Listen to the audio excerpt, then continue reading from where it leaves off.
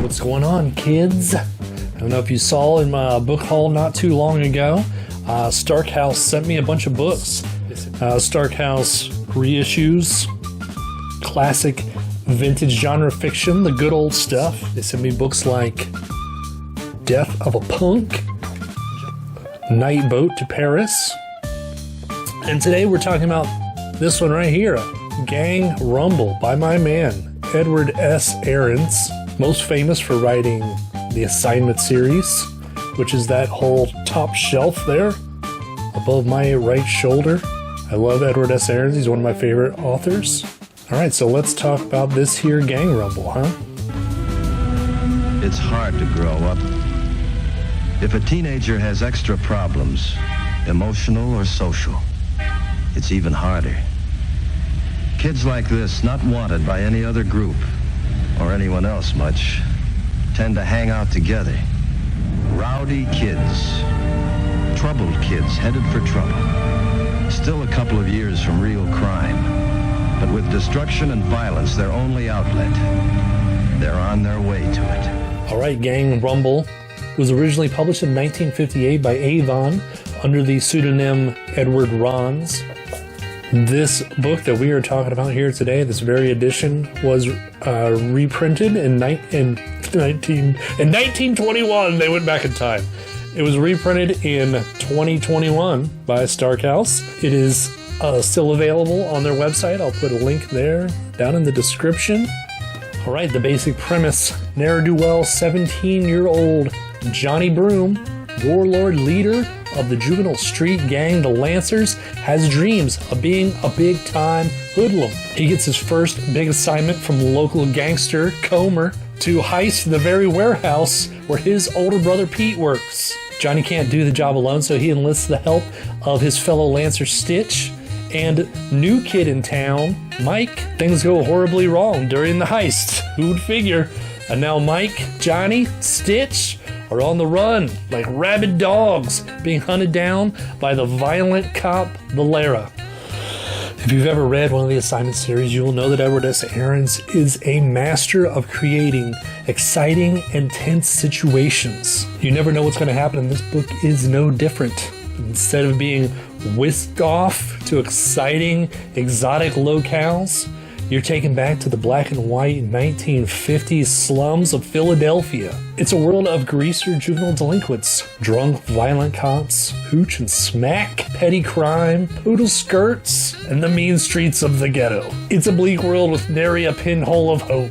Ahrens sets us up gently. 17-year-old Johnny Broom, warlord leader of the street gang, the Lancers, is sitting up on his roof, contemplating life, thinking about his place in the world, his dreams, what he aspires to be, what he aspires not to be. What this world has given him has made him bitter. He's lost his parents are dead. It's just him and his older brother Pete, who has to work this shitty job just so they can afford this crap house in the North 7th Street slums of Philadelphia. To young Johnny Broom, his older brother Pete, he's a sucker, man. Working the overnight shift, down at the fucking warehouse for peanuts. They can barely make ends meet. Pete's a good guy, though. He always looks out for Johnny. Says, Johnny, you're better than this. You're better than that street gang, man. Get it together. Get a job. We can do this. We can get out of here. We can have a better life. Johnny ain't trying to hear that shit because he has big dreams. And his big dreams include rising the ranks of crimedom. Poor Johnny, he's our protagonist, but he's his own antagonist. Hey, Johnny, what are you rebelling against?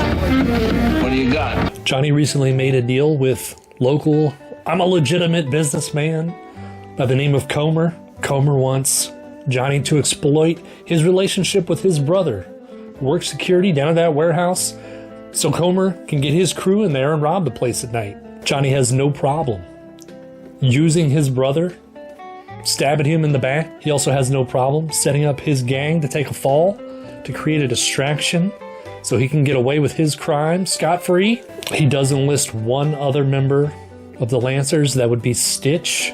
He's a fat, smelly, red-headed yes man.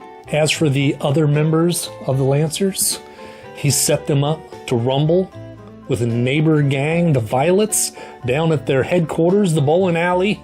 Johnny's the leader of the gang, so what he says goes, though I will say that the Lancers are kind of confused as to why they are randomly hitting this other gang at their headquarters.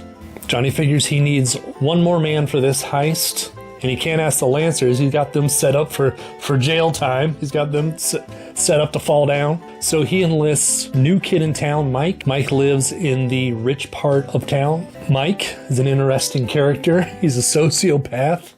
He's a serial killer in his infant stages. We get a fun little scene where he's talking to the housekeeper, which is an older woman. You remember, he's a teenager. She's an older woman that he's having an affair with. He goes in there, he psychologically belittles her. We reminisce. We have a little backstory of the time that he dumped her beloved fish bowl out so he could sit there and watch the fish die. He enjoyed watching this innocent animal struggle to take its last breath. And then the added bonus of seeing her so distraught that the fish were dead, he really got off on. Unfortunately for Johnny and his little crew, they're being tracked by psychotic cop Valera. He is a raging alcoholic who thinks that the only way to deal with these little street punks is to crack their fucking skulls open. He literally wants to kill them. Like, that's his answer. We're going to kill these punks. We're going to go out in the street and we're going to kill them. Fortunately, he has a younger partner. His name's Lou. Lou's a more rational cop. He does not want to crack these kids' skulls. Valera thinks that Lou is a giant pussy.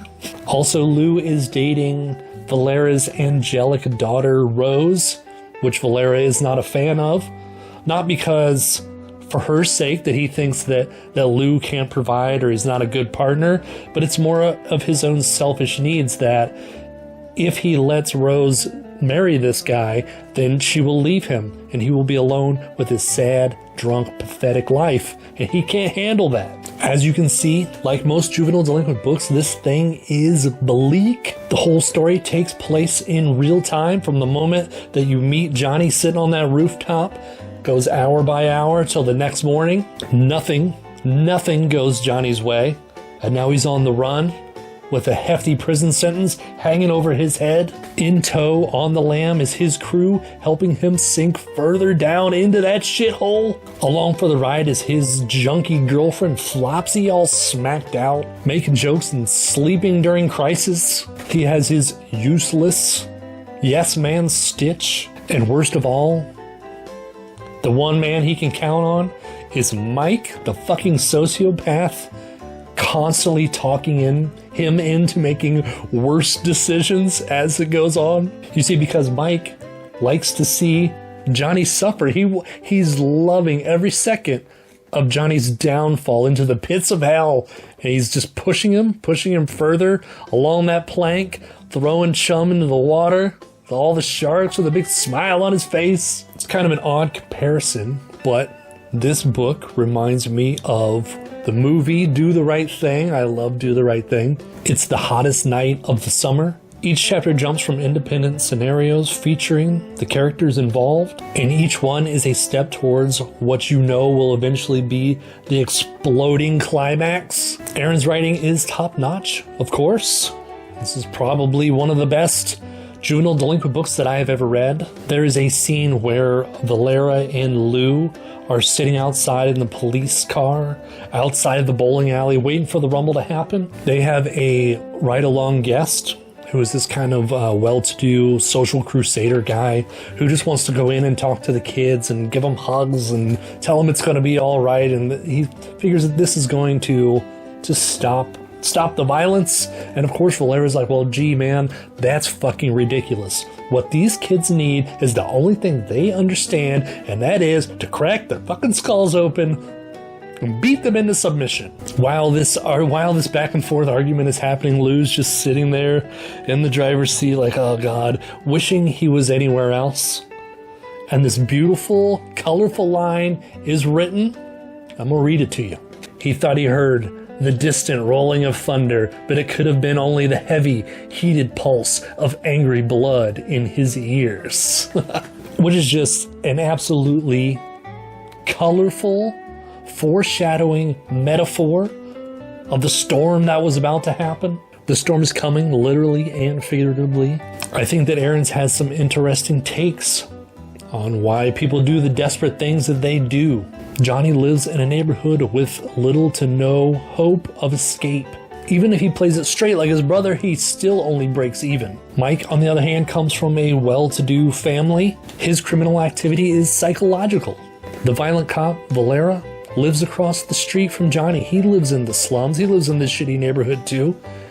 His reaction to violence is more violence. On the other hand, you have the upper-class social crusader who thinks that everything can be handled with listening and understanding. And what I really enjoy in this book is that both of them are right and both of them are wrong. Life is complex, and the story is a vortex decimating everyone involved. It's morally gray. It shows you both sides of the coin. This book is literature from the gutter, and it is, I'm just going to say it, this is the best juvenile delinquent book that I have ever read. And that's it. Like I said, this book is available, Stark House Press. I put in the link down in the description. Go buy it. If you're looking a good place to start with the juvenile delinquent genre, this is a great place to start. Speaking of Stark House Press, they sent me this advanced reading copy. This Gil Brewer here. This is a double. This is the Squeeze and the Girl Screamed. So I'll be reading this soon, doing a review.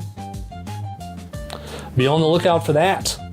So yeah, thanks for watching this whole thing. And I'll see you later.